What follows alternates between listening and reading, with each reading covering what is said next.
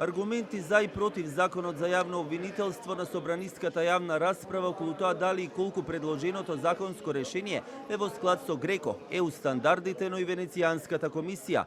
Обвинителката Лидија Раичевиќ пак со сериозни забелешки во делот на приходите, укажувајќи на тоа дека обвинителите не смеат да се поистоветат со судиите, бидејќи обсегот на нивната работа е, како што рече, далеку пообемен, но и дека повикувајќи се и правејќи паралела со други држави и земји членки на Европската унија, угледот на обвинителите во една држава се гледа по тоа колку ќе вреднува според нивните примања. Дали некој знае како дежура основното јавно обвинителство Скопје?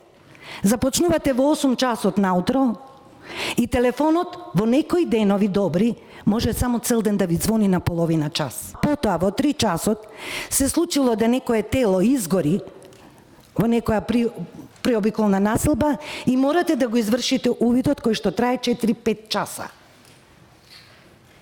И само што сте тргнале после тој увид да одите дома, за да додежурате на телефон, се случила сообраќајка со 2 смртни последици, од кои што кога ќе одите на лице место, едниот виси на гранка, а другиот е распарчен доле. Судијката Маргарита Цаца Николовска пак со забелешки на одредени термини, но и дискутабилноста околу дискриминацијата која во одредени делови ја отвара вака поставеното законско решение. Значи сите имаат право на жалба, сите обвинители имаат право на жалба. Ние разрешивме судија на Уставен суд, па му дадовме право на жалба, а овде право на жалба кај државниот е некако нејасно, непредвидливо за разлика од сите други обвинители. Дел од фелата и универзитетските професори пак кои работеле на законското решение укажуваат на тоа дека кога експертите и јавноста критикуваат на основ на Венецијанската комисија, добро е велат да ги читаат забелешките во целост, а не селективно.